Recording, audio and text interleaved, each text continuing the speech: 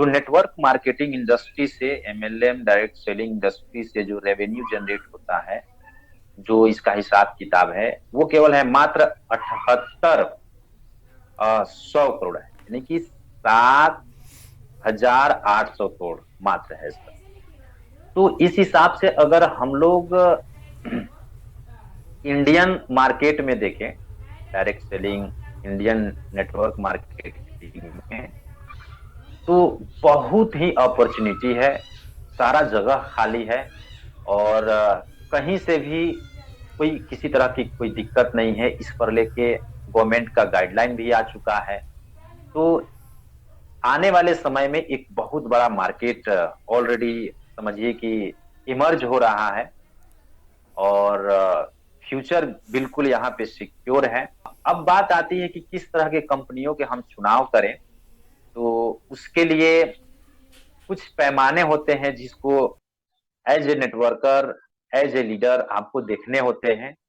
फिर आप अगर सही कंपनी में सही समय पर अपने प्लेसमेंट को कर दिया, सही आईडी को प्लेस कर दिया, पूरे शुरू से जो जोश जुनून लगाकर आप एक टारगेट बनाकर काम करना शुरू कर दिया, तो फिर आपको कामयाबी पाने के लिए कोई नहीं रोक सकता है, क्योंकि बहुत खूबसूरत इंडस्ट्री है सर, मेरे समझ से, जहां तक मैं समझ पाया। जी सर। तो सर जैसे कि सर डायरेक्ट सेलिंग एसोसिएशन वालों के तरफ से एक सर्वे किया गया था सर यूएस में। और उस सर्वे की मदद से सर पता लगाया कि यूएस में एवरेज जो 50% सक्सेस रेट है सर, विथ मोस्ट अर्निंग जो कि 3 महीने में वो लोग कंप्लीट कर चुके थे सर। तो सर हमारे इंडिया में सक्सेसफुल नेटवर्क मार्केटिंग प्लेटफॉर्म्स या नेटवर्क मार्केटर्स की जो परसेंटेज है वो आज क्या है या आने वाले 5 सालों में क्या होने वाला है सर? देखिए सर, जो अपने देशों का नाम जिक्र किया, वहां पे क्या है, सबसे बड़ी चीज है मानसिकता, जिसे हम लोग मेंटेलिटी कहते हैं। किसी चीज को लेकर जो परसेप्शन बना होता है, आज हमारे इंडिया में समझिए कि एजुकेशन सिस्टम की भी बात की, एजुकेशन सिस्टम भी ऐसा बनाया गया है जहाँ पे एक बच्चा अपने फील्ड के बारे में, क्योंकि कहा जाता है कि हर एक इंसान के अंतर्गत एक कोई ना कोई क्वालिटी छिपी होती है। लेकिन हमारे यहाँ जो एजुकेशन सिस्टम है, वो क्या है कि अगर बच्चा जन्म लेता है, उसका पालन पोषण होता है, फिर उसको यूकेजी, एलकेजी, नर्सरी, इन सारी क्लासों में डाला जाता है, फिर फर्स्ट से लेकर 5।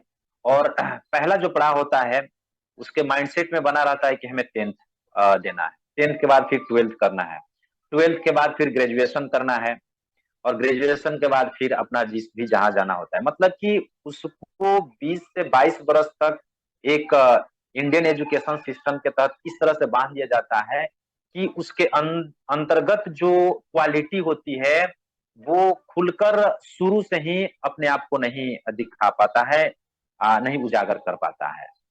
सपोज कीजिए कि अगर कोई बच्चा है, अंडरस्टैंडिंग उसको बहुत पहले आ जाती है, मैट्रिक लेवल पे मैं मान के चलता हूँ कि आ जाती है, और वो बिजनेस करना चाहता है, बड़े स्तर पे किसी चीज में बिजनेस करना चाहता है, या स्पोर्ट्स में जाना चाहता है, या सिंगिंग में जाना चाहता है, या डांसिंग में जाना चाहता है, या मतलब कि हर एक क्षेत्र का एक अपना अलग अलग इंटरेस्ट होता है।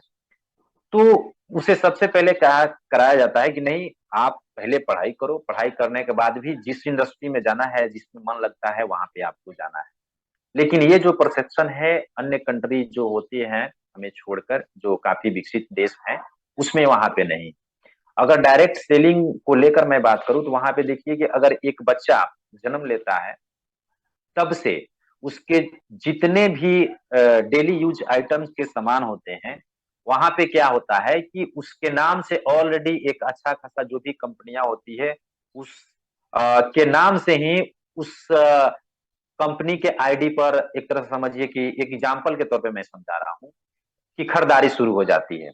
उसकी आईडी लग गई, और उसके नाम पे उसके लाइफ में आने वाली जितनी भी यूज आइटम्स हैं, वो खरीदारी होने लगती है। और उस खरीदारी पे वो यूज भी कर रहा होता है, उसे पता भी नहीं होता है। लेकिन जब तक वो 20 बरस 25 बरस का होता है, तब तक आप देखते हैं कि वहां पे ऑलरेडी उसके खाते में बहुत पैसे हो जाते हैं, जो आज हम लोग कहते हैं ना कि आप खरीदारी कीजिएगा तो यूज भी कीजिएगा किसी डायरेक्ट सेलिंग में, और इससे आपको पैसे भी आएगा, तो ये फंडा वहां पर बहुत पहले से ही चलने लगता है, बिल्कुल शुरुआत से ही। तो ये बेसिक डिफरेंस है।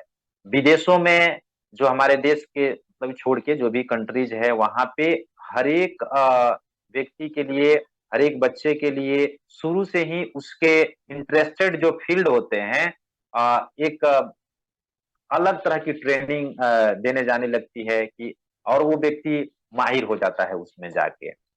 आज यही देखिए स्पोर्ट्स की बात की जाए, नेटवर्क मार्केटिंग डायरेक्ट सेलिंग की छोड़ दीजिए, तो आज देखिए सबसे ज्यादा जो गोल्ड मेडल्स होते हैं चाइना में जाते हैं, या फिर अन्य कंट्री जापान अमेरिका इन सारे में जाते हैं। क्योंकि वहां पे है कि अगर कोई बच्चा अगर किसी खेल में इंटरेस्ट है और वो खेल ही खेलना चाहता है, अपनी कैरियर बनाना चाहता है, तो उसे शुरू से ही उस फील्ड में डाल दिया जाता है, और आने वाले समय में वो उस फील्ड का एक बहुत बड़ा खिलाड़ी बन जाता है। मैं एक एग्जाम्पल के माध्यम से इस स्पोर्ट्स को लिया है, लेकिन हमारे यहाँ व्यवस्थाएं नहीं है। हमारे यहाँ सबसे पहले नहीं भाई, आप तो मैट्रिक करो, आप ट्वेल्थ करो, ग्रेजुएशन करो, उसके बाद फिर जैसे तैसे। हाँ, आज वो धारणाएं धीरे धीरे धीरे धीरे टूट रही है। मॉडर्न एज में लोग इस चीज को समझ रहे हैं, एजुकेटेड पर्सन जो हैं इस चीज को जो समझ रहे हैं, धीरे धीरे उन सारी चीजों को भी हमारे यहाँ इम्प्लीमेंट किया जा रहा है। ये सबसे खुशी की बात है कि शुरुआत हो चुकी नए लोग हैं इस नेटवर्क मार्केटिंग प्लेटफॉर्म में, वो नेटवर्क मार्केटिंग बिजनेस को किस हिसाब से कर सकते हैं, या उसका स्टेप्स क्या होता है सर, क्या वेज है? और सर जैसे कि है। देखिए नेटवर्क सर, सबसे मार्केटिंग, सर जैसे कि नेटवर्क मार्केटिंग करते वक्त बहुत सारे लोग जो है ये सोचने लग जाते हैं कि सर नहीं, ये शायद एक दो महीना काम करने के बाद ये सोचने लग जाते हैं कि यार मेरे को तो यहाँ से कुछ सक्सेस नहीं मिल रहा है, या चेक्स मेरी जो भी पे आउट्स है वो मेरे को मिल नहीं रहे हैं, तो वो कहीं ना कहीं डीमोटिवेट हो जाते हैं सर। तो मैं आपसे ये जानना चाहूँगा कि नेटवर्क मार्केटिंग करते वक्त लोगों को सबसे ज़्यादा जो चीज़ है वो क्या सोचना नहीं चाहिए, या किस चीज़ पे ज़्यादा वो लोग अगर फोकस करें तो ज़्यादा सही रहता है सर? बहुत अच्छा सर, आपने बहुत अच्छा सवाल किया है। लोग इसी वहम में आज नेटवर्क मार्केटिंग को ज्वाइन करते हैं कि 2 महीना 3 महीना में मुझे लाखों रुपया आने लगेंगे। एक ये बिल्कुल मैं सिरे से खारिज करना चाहूंगा, लोगों के अंदर गलत धारणा होती है। देखिए आज हमारे यहाँ अगर आपको 20-25 हजार रुपये मंथली सर्विस में अगर कमाना है, तो इंसान को अपने जीवन जवानी अपने जिंदगी के कम से कम 30 से 32 साल तो देने ही होंगे।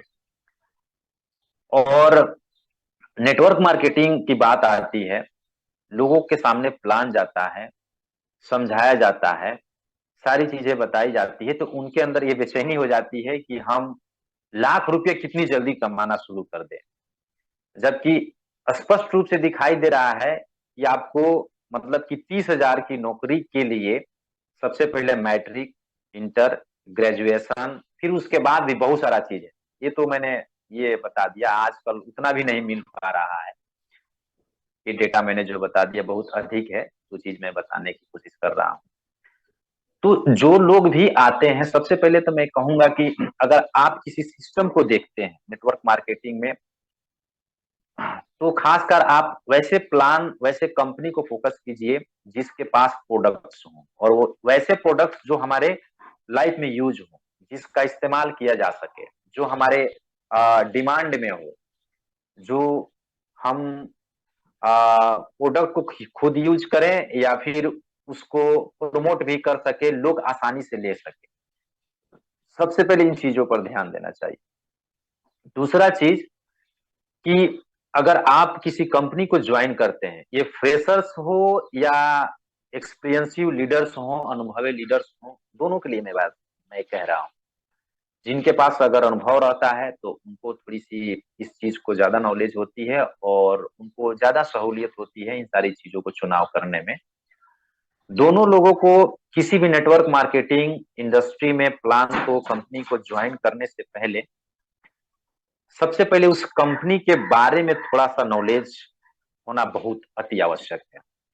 लीडर्स के प्लान के मोटिवेशन में, या फिर उस कंपनी के जो टॉप अचीवर्स हैं उनको देखकर कंपनी के जो कुछ चीजें होती हैं, जैसे मैं बता रहा हूँ जहां तक मेरा पर्सनल एक्सपीरियंस है। लोग कहते हैं कि प्रोफाइल, कंपनी का खुद का मैन्युफैक्चरिंग, ये सब सेकेंडरी मैटर होता है।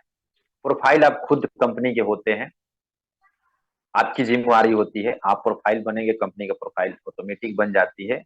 और प्रोफाइल हम और जो लोग आते हैं वही कंपनी के प्रोफाइल्स बनाते हैं। तो कंपनी का प्रोफाइल होना कोई बड़ा ये मुद्दा नहीं होता है कंपनी को ज्वाइन करने वक्त, क्योंकि उसका बेसिक सिद्धांत होता है कि जिसके पास कुछ नहीं होता है, अपने मतलब कि कर्म के आधार पे, अपने दृढ़ संकल्प के आधार पे अपना खुद का बहुत बड़ा प्रोफाइल बना सकता है। तो सबसे पहले जो चीजें होती हैं उन चीजों पर ध्यान देना चाहिए, जैसे मैंने बताया आपको, प्रोडक्ट्स, जो प्रोडक्ट्स यूज वाले हों, जिसे हम दूसरों को आसानी से दे सके और लोग ले सकें। दूसरा चीज होता है कि कंपनी की जो लीगल पार्ट्स होते हैं वो स्ट्रांग होना चाहिए। अब वो कैसे? तो बहुत सारी कंपनियां आती हैं जो शुरू में आप समझिए कि 2-3 लीगल डॉक्यूमेंट्स को लेकर मार्केट में काम शुरू करना कर देती है। तो उन सारी कंपनियों को आप थोड़ा सा धैर्य पूर्वक जांच कर समझ कर देखें। उसके अंतर्गत उसमें आप देखिए, दो चीजें होती है। एक होता है जीएसटी, जो भी प्रोडक्ट्स हम खरीदते हैं, 1 रुपये का कोई चीज हम खरीदते हैं, हम उस पर जीएसटी देते हैं, जिसे goods and service and goods के नाम से जाना जाता है। टैक्स जो होता है, सर्विस एंड गुड्स टैक्स के नाम से जाना जाता है। जीएसटी, 1 रुपये का भी सामान, शैम्पू या पेन कलम जो भी हम खरीदते हैं उस पर टैक्स देते हैं, जिसमें इंक्लूड होता है सारी चीजें। तो गवर्नमेंट को वो कंपनी जीएसटी समय पर पे कर रही है कि नहीं, जीएसटी देने का क्या सिस्टम है, गवर्नमेंट को इस कंपनी का जीएसटी जो भी इसके पास प्रोडक्ट्स हैं वो सही समय पे जा रहा है कि नहीं। दूसरा चीज होता है टीडीएस, जो हम लोग गवर्नमेंट को पे करते हैं, चाहे किसी भी क्षेत्र में हम लोग काम करते हैं तो टीडीएस हमको पे करना पड़ता है। सरकारी नौकरी भी हम अगर करते हैं तो उसमें टीडीएस देना होता है। तो टीडीएस जो होता है वो भी कंपनी जो है गवर्नमेंट को फाइल कर रही है कि नहीं कर रही है। तो ये दोनों चीजें अपने आप में बहुत ही महत्वपूर्ण होती है, क्योंकि आए दिन जो कंपनियां का प्लान डिस्टर्ब होता है, चेंज होता है, प्लान महंगे हो जाते हैं, प्रोडक्ट्स के दाम महंगे हो जाते हैं, या फिर किसी अन्य प्रकार की चीजें आती हैं, तो उसमें से ये दो चीजें बहुत अहम हिस्सा, महत्वपूर्ण भूमिका निभाती है। अगर कोई कंपनी जीएसटी सही समय पे अपने प्रोडक्ट्स का गवर्नमेंट को नहीं दे रही है, कोई टैक्स नहीं दे रही है, तो समझिए कि गवर्नमेंट के जो भी उसके अंतर्गत स्टाफ्स होते हैं या फिर उसके जो कार्रवाई करने वाले होते हैं, वो शिकंजा कसना शुरू, क्योंकि चोरी, जीएसटी की चोरी आए दिन समझिए कि हम लोग देखते हैं, और जिसके बदौलत कंपनियां बंद हो। तो अगर किसी कंपनी में ये दोनों चीजें बिल्कुल स्पष्ट है, यानी कि जो प्रोडक्ट है उसमें जीएसटी इंक्लूड है, अगर ये दोनों चीजें बिल्कुल सही सलामत है किसी कंपनी के प्लान में, किसी कंपनी में, तो 100% तो नहीं लेकिन 99.99% मैं कहूंगा कि वहां पे वो कंपनी सही है, वहां पे आपका फ्यूचर सिक्योर है। उसके अलावा अगर आप किसी कंपनी के प्लान को देख रहे हैं तो उस प्लान के कैलकुलेशन को देखिए, नेटवर्क मार्केटिंग डायरेक्ट से, कि कैलकुलेशन आ रहा है कि नहीं सही। अगर हम 500 रुपये में, अगर एक एग्जाम्पल में बता रहा हूँ कि ज्वाइन कर रहा हूँ कंपनी को, अगर कोई पैकेज है तो 500 रुपया कहाँ कहाँ डिस्ट्रीब्यूट हो रहा है, इसमें कितना गवर्नमेंट के जीएसटी के तौर पे जा रहा है, जो भी प्रोडक्ट्स मिल रहा है, इस कंपनी के जो ऑनर है, एमडी सीएमडी जो भी है, उनको प्रॉफिट हो रहा है कि नहीं हो रहा है, प्लान में ये 500 रुपये कहाँ कहाँ बट रहे हैं। तो इन सारी चीजों का अगर वेल कैलकुलेटेड रहेगा, बैलेंस रहेगा, तो प्लान में चेंज होने की कोई संभावना नहीं रहेगी। अगली चीज देखें कि कंडीशंस होता है, हर एक कंपनी का जो पीडीएफ होता है उसके लास्ट में टर्म्स एंड कंडीशंस होता है। बहुत सारी कंपनियां तो अपने प्लान के जो पीडीएफ होता है लास्ट में वो रखती ही नहीं।